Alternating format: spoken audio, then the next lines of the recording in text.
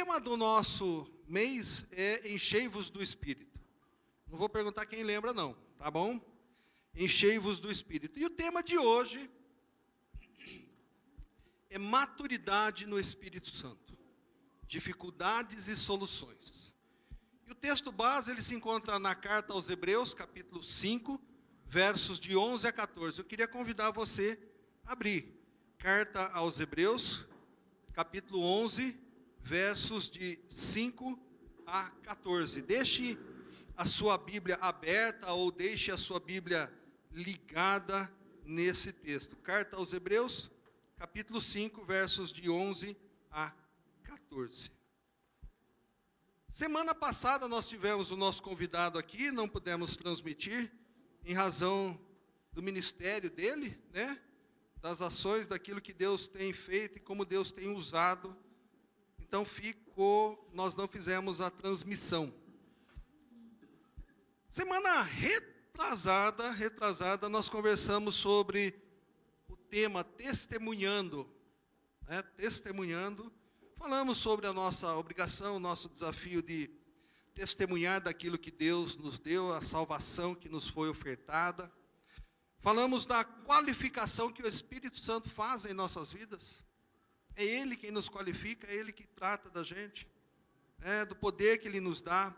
Falamos que o nosso testemunho tem que gerar impacto ao redor das pessoas, daquelas pessoas que estão ao nosso lado, ao nosso redor, do nosso vizinho, do nosso colega de escola, do trabalho, da família. Tem que gerar impacto, porque se não gerar impacto, não adianta. E por fim, que o nosso testemunho tem que ser uma declaração de fé. Nós temos que testemunhar, que falar, e no falar, no testemunhar, tem que de fato ficar muito claro qual é a nossa fé, em quem é que nós cremos. Mas isso nós falamos semana passada, retrasada, aliás. E agora nós vamos conversar sobre a carta aos Hebreus. Já abriram? Está aí? Carta aos Hebreus, capítulo 5, versos de 11 a 14. Diz assim o autor. Quanto a isso, temos muito o que dizer. Muitas coisas difíceis de explicar, porque vocês se tornaram lentos para aprender. De fato, embora a esta altura já devessem ser mestres, vocês precisam de alguém que lhes ensine novamente os princípios elementares da palavra de Deus. Estão precisando de leite, não de alimento sólido. Quem se alimenta de leite ainda é criança e não tem experiência no ensino da justiça. Mas o alimento sólido é para os adultos, os quais, pelo exercício constante, tornaram-se aptos para discernir tanto bem quanto mal. Vamos orar mais uma vez? Deus bendito, nós continuamos na Tua presença e clamamos a Ti, ó Deus, para que o Teu Santo Espírito, mesmo que inspirou o autor da carta aos Hebreus, revele a nós agora a Tua palavra, para que sejamos impactados por ela em primeiro lugar, mas também a nossa vida, o nosso comportamento, as nossas atitudes sejam transformadas pela Tua palavra. Fica com as nossas crianças, com os nossos filhos, ó Pai. Repreende a ação do inimigo contra esta Tua igreja, ó Pai. Nós oramos por Cristo Jesus. Amém. Amém. Hoje é o primeiro domingo do segundo semestre de 2023, irmãos. Repararam como nós já praticamente chegamos no final do ano? Passa muito rápido. Daqui a pouco nós já estamos falando sobre final do ano, final das coisas. Vamos conversar a respeito do texto, porque hoje nós temos ceia. Primeiro domingo do mês, né? Uma mesa bonita, muito bem arrumada.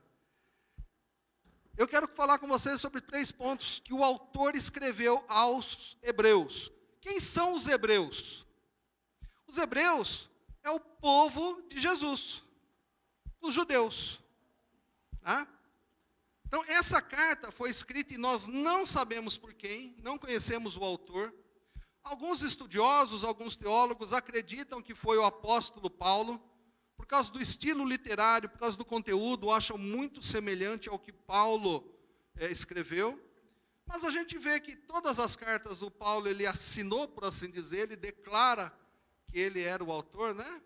Mas nessa aqui, nós não temos o autor. Então, nós vamos ficar com esse autor desconhecido da carta aos Hebreus.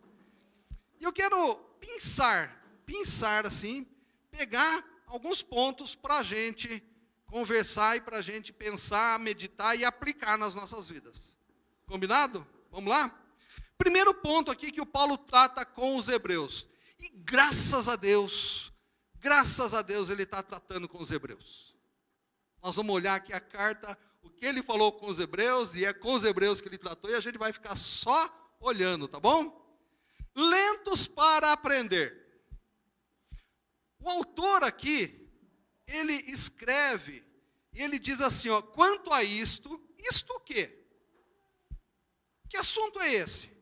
E para a gente entender o quanto a isso, eu quero sugerir para você, não dá para a gente fazer aqui, não dá tempo, eu quero sugerir para você que você leia na sua casa. Você leia o capítulo todo, para você entender todo esse contexto. Mas o autor aos Hebreus, ele vai tratando daquele texto que eu comecei o nosso culto, para a gente ler. Você lembra dele? Eu vou pedir para o Felipe que está lá, o Paulo, se der para colocar aquele texto do começo todinho ele, tá?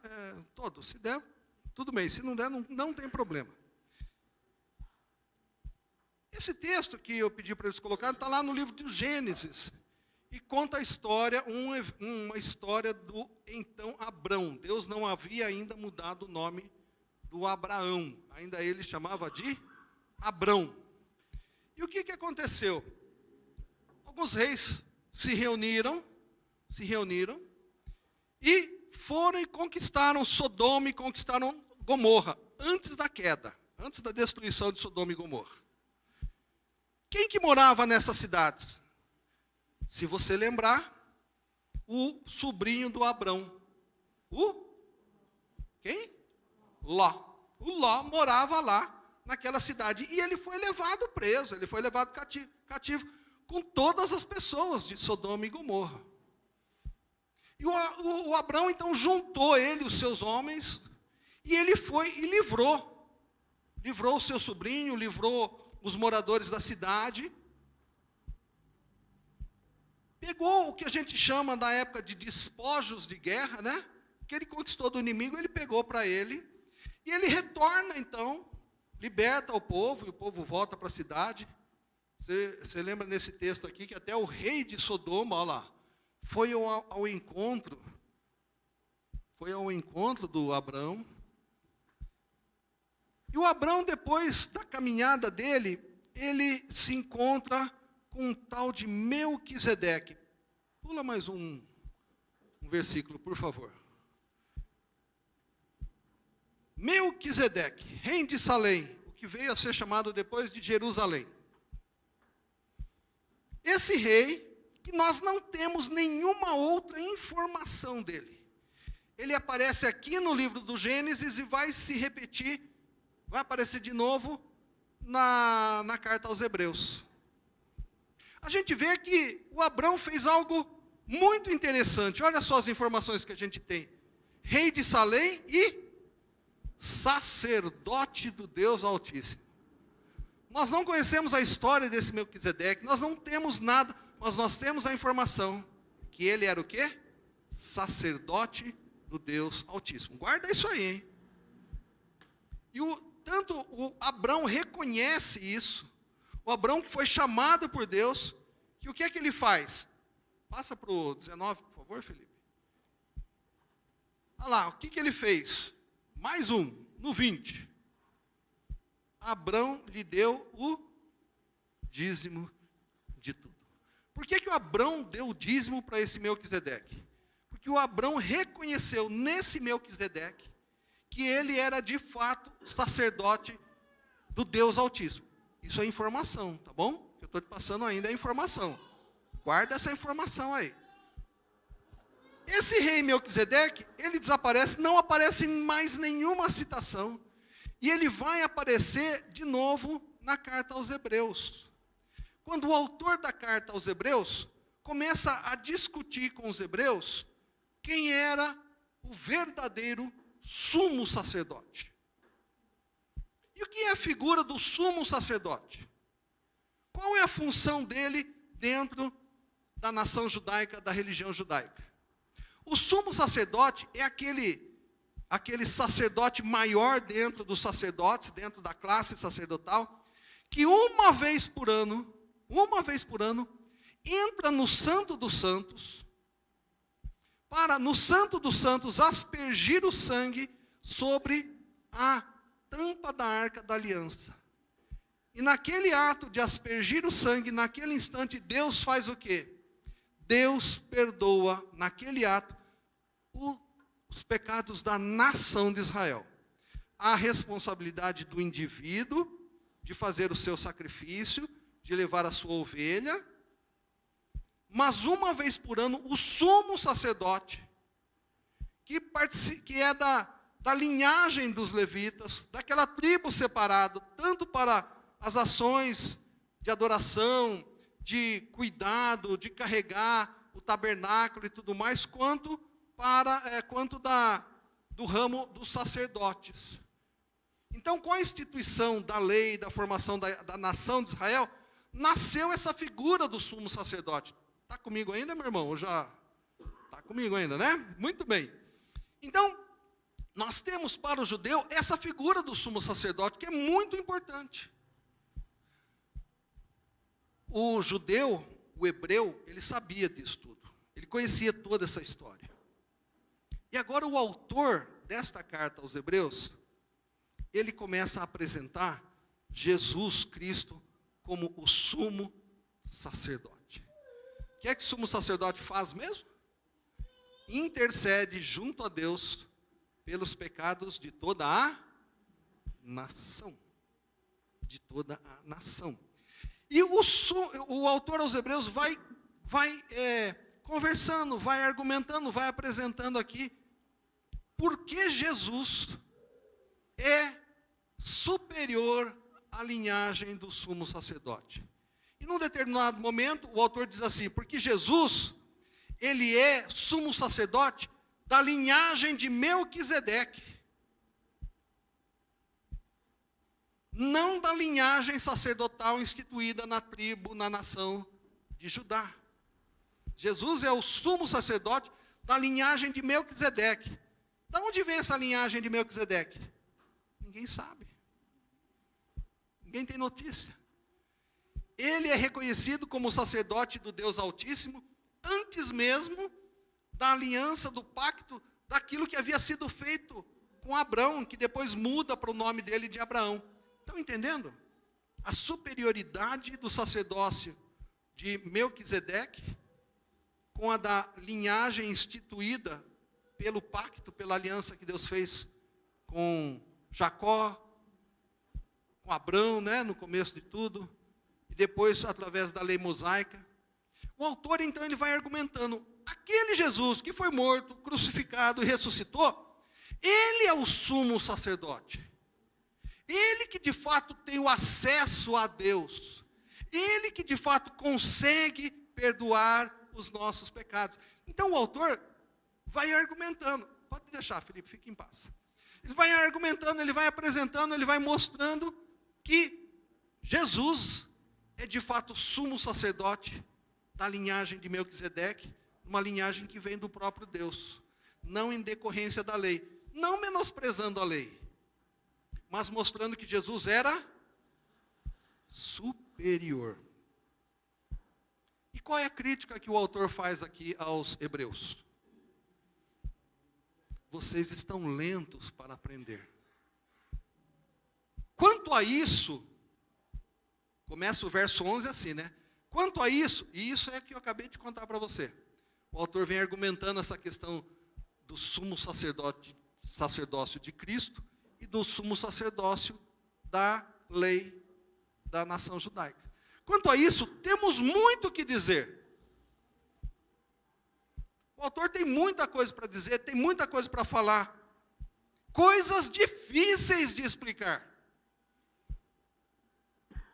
O autor, na carta aos Hebreus, ele queria conversar, ele queria falar, ele queria expor tudo isso.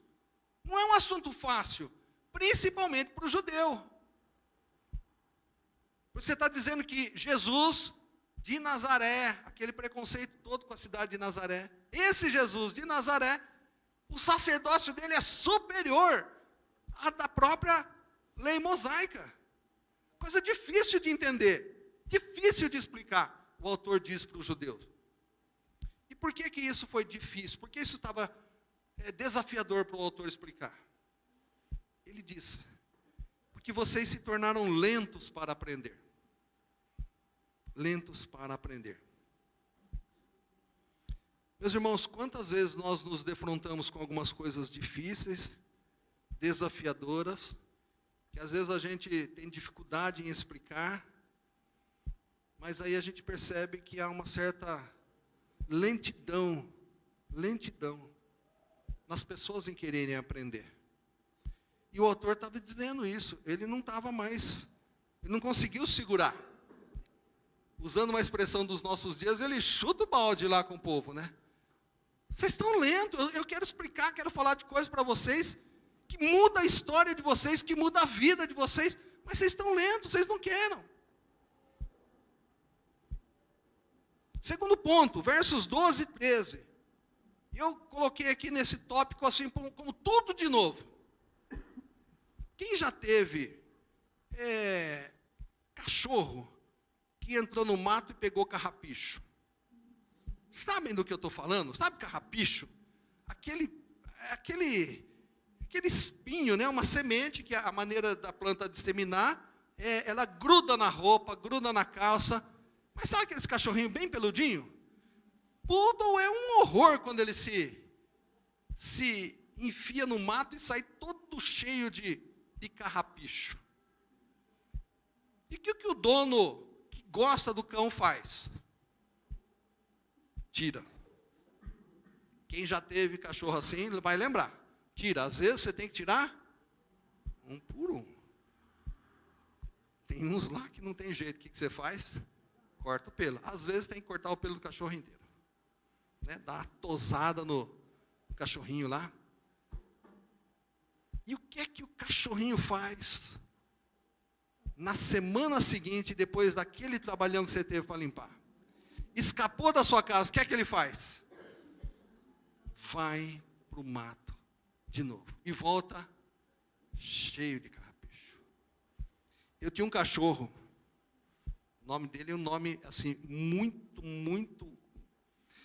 muita criatividade. Ele chamava Dog. Era o nosso cachorro. Mas é Dog, D-O-G-U-I. Dog, tá? Não, era o Dog. Street Dog maravilhoso. Conhece um Street Dog? Conhece essa raça? Cachorro de rua. Maravilhoso. Ele era peludo. Na época em que, além de lavar o carro, eu dava banho no cachorro. Né? Já falei para vocês que eu lavava o carro. Eu dava banho no cachorro. Dava banho nele. A gente tinha que secar o Dog. Porque quando a gente soltava o Dog, o que ele fazia? Ele ia na terra. Se tinha terra lá em casa, se tinha grama, ele ia lá e deitava e virava. Era um horror. Todo aquele trabalho de você dar o banho no Dog, e assim, 5 minutinhos, se você bobeasse, ele fazia isso. Então a gente tinha que secar ele, porque seco não dava o prejuízo, não era tão grande, né? Ele se sujava, mas não se sujava tanto. Agora o pelo molhado, se enfiando na grama e dando aquelas esfregadas que cachorro dava. E o que é que eu fazia na semana seguinte? Banho de novo. Banho de novo. Tinha uma vez que eu chegava para o meu pai e falava assim, eu não vou dar banho nele, não. Ele vai se sujar de novo. É que nem em casa, às vezes, né? Você almoça, depois tem que lavar a louça, vai sujar tudo na janta de novo. É um horror, né? É uma dificuldade. Mas, sabe essas tarefas que você tem que fazer sempre? E fazer, e fazer, e fazer, e repetir. O autor aqui está desse jeito. O autor está aqui falando para os hebreus, de novo, ele diz assim, de fato, embora a essa altura, já devessem ser mestres. Olha o que ele fala para a turma. A essa altura, vocês já deveriam ser mestres. Vocês precisam de alguém que lhes ensine novamente os princípios elementares da palavra de Deus.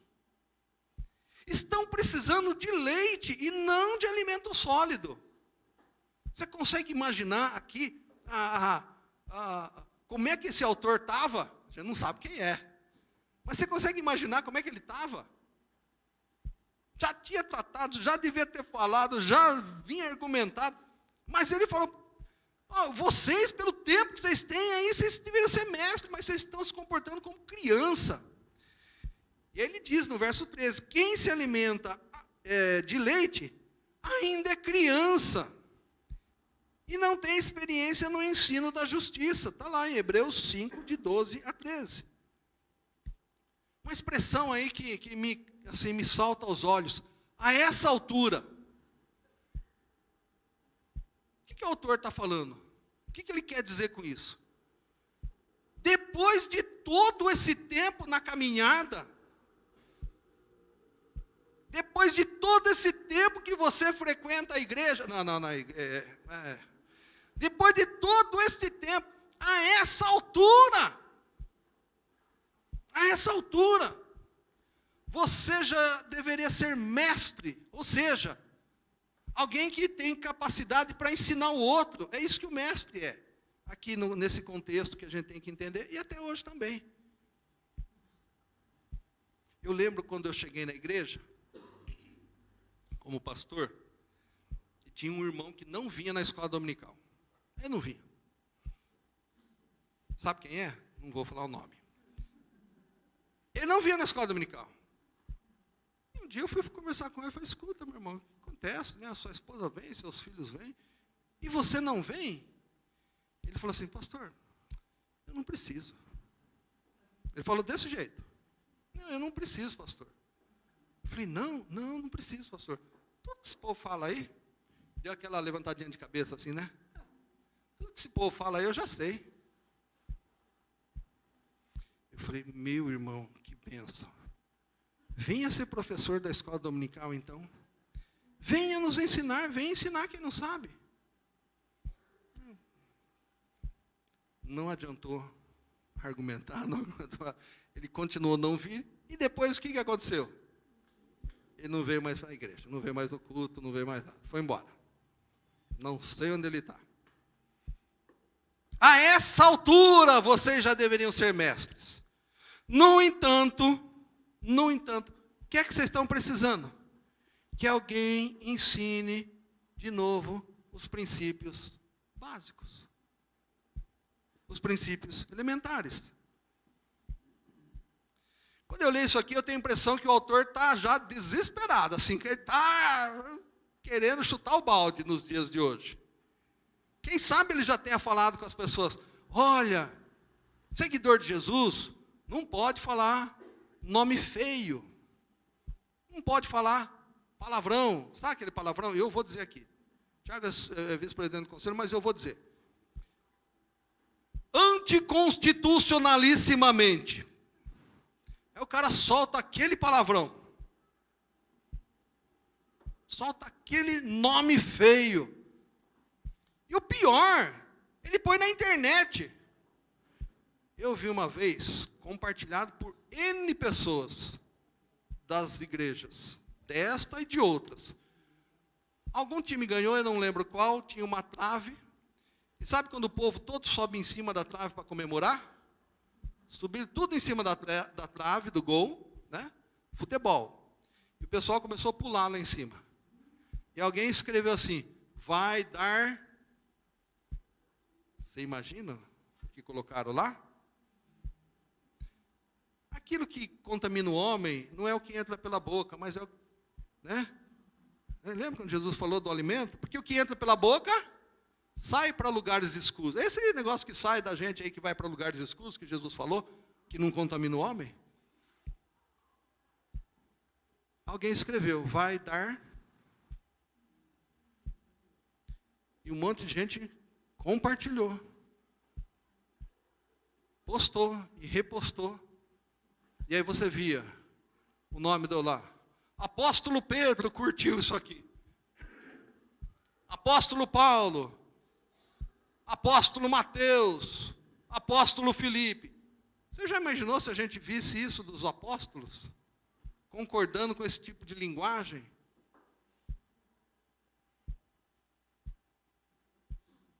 O Pedro a gente sabia que era casado. Provavelmente tinha filhos. Se não tivesse algum problema, ele tinha filhos. Ou teve filhos. A gente não tem essa informação. Mas como é que a gente sabe que o Pedro era casado? Jesus curou a sogra dele. Está certo que ele negou 3 vezes Jesus depois. Mas não tem nada a ver com esse fato, tá bom? Não tem a ver com ele ter curado a sogra dele, não. Você acha que o Pedro deixaria os filhos dele falarem esse tipo de coisa? Palavrão? Nome feio? A essa altura vocês deveriam ser médicos. Mas isso é lá com a igreja dos hebreus lá, né? Para a gente terminar, que eu quero depois compartilhar com você mais um texto bem conhecido. Por último, o crescimento e maturidade. Verso 14, o autor ele reforça isso. Mas o alimento sólido é para os adultos, os quais, pelo exercício constante, tornaram-se aptos para discernir tanto bem quanto mal. Olha que interessante. O adulto, pelo exercício constante, ele torna-se apto para discernir o que é bom, o que é ruim, o que é certo e o que é errado. E ele usa de novo essa ideia do alimento sólido.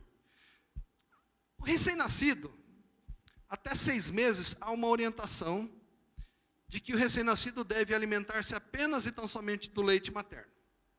Tem uma orientação dos médicos, a Organização Mundial da Saúde, que até os 6 meses a criança, leite materno é suficiente, tá bom?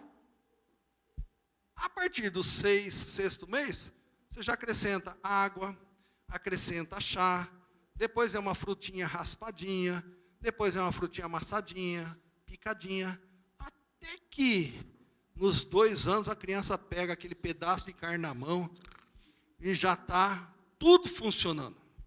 Já consegue comer alimento sólido e aí só vai melhorando. Mas você já viu criança que tem alguma dificuldade nesse desenvolvimento? Criança com refluxo?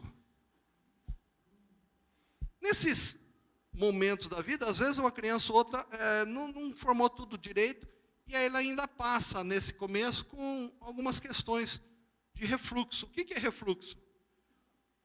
Quando volta, quando a ligação ali entre estômago, esôfago e tal, me perdoem os médicos se eu estiver falando bobagem, aquilo ali não funciona direito e volta.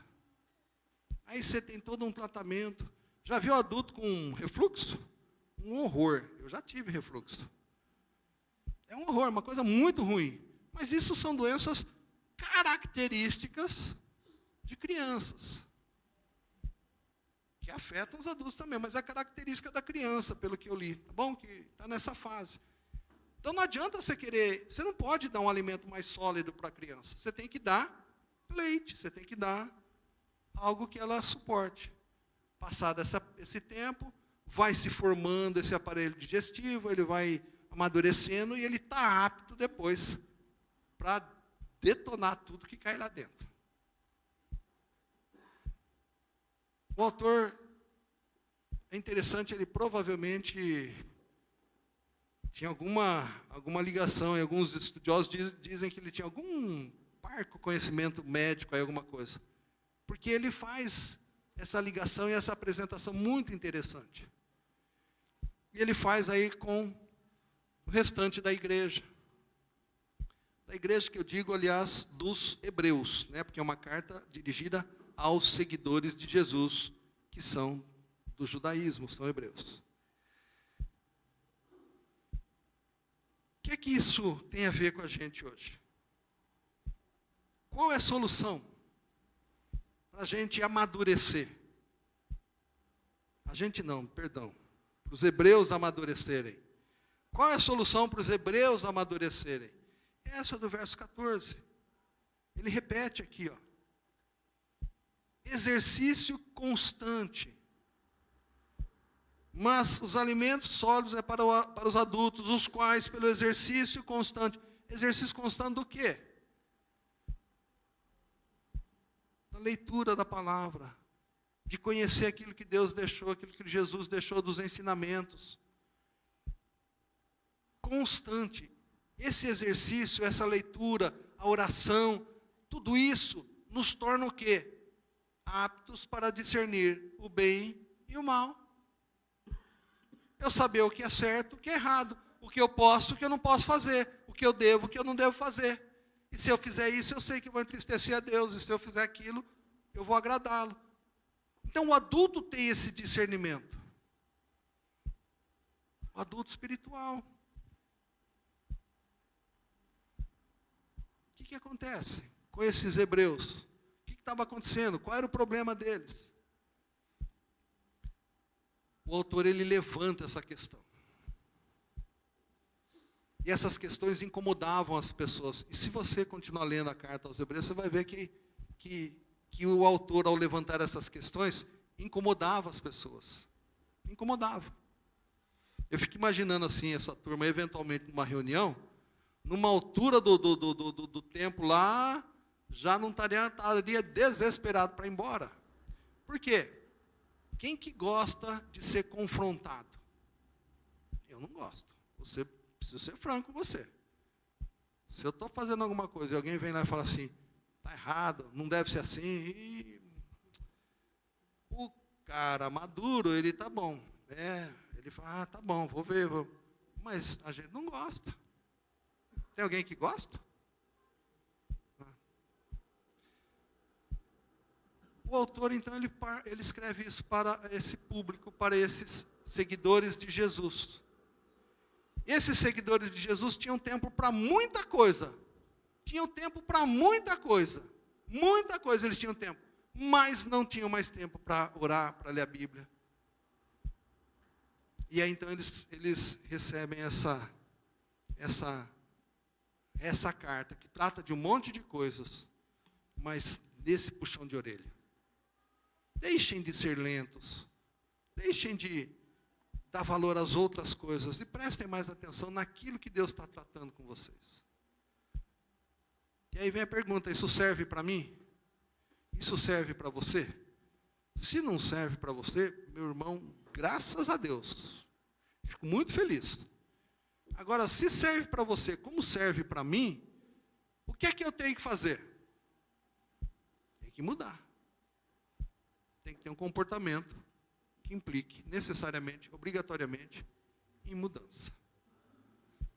Não dá para continuar do mesmo jeito. É isso que o autor acaba falando para os hebreus. Vocês têm que mudar, vocês têm exemplos maravilhosos. E lá ele fala na Galeria da Fé, capítulo 11, ele trata disso, ele apresenta tudo isso. Mas eu quero terminar lendo um texto que vocês conhecem já, pelo menos a grande maioria, e eu gosto muito dele. Mateus 28, 18, 19 e 20. Só vou ler, tá bom? Jesus, aproximando-se deles, falou-lhes, dizendo: toda a autoridade me foi dada no céu e na terra.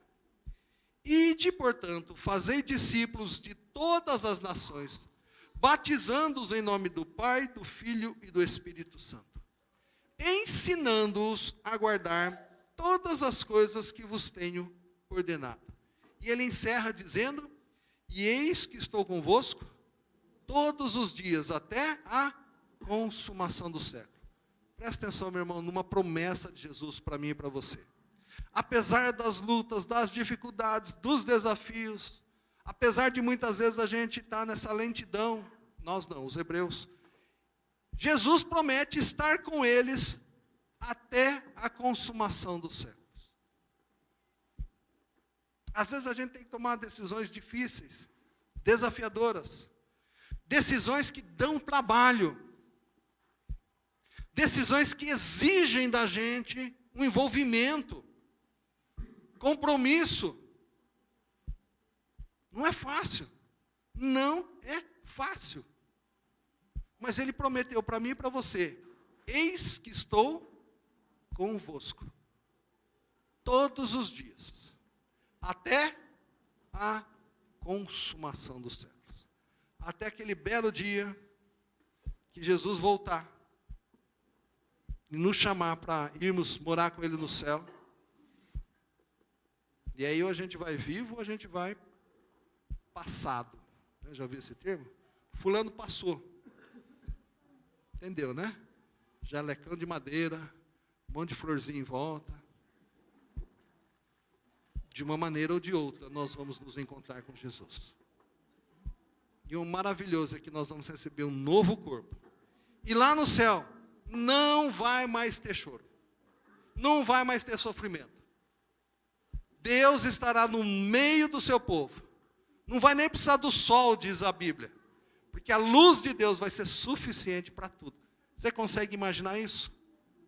A palavra de Deus diz que nem olhos viram, nem ouvidos ouviram, nem jamais penetrou o coração humano aquilo que Deus tem preparado para aqueles que o amam. Baixa tua cabeça mais uma vez, meu irmão, minha irmã, fecha os teus olhos mais uma vez. Pai, nós continuamos na tua presença, agradecidos pela possibilidade de lermos a tua palavra, de compartilhá-la, de meditar nela, Deus, e pedimos a tua ajuda para que possamos colocá-la em prática. Obrigado porque o Senhor prometeu que estaria conosco todos os dias das nossas vidas. Cuida deste teu povo, ó Pai. Nós oramos no nome de Jesus, o nosso Senhor e o nosso Salvador. Amém.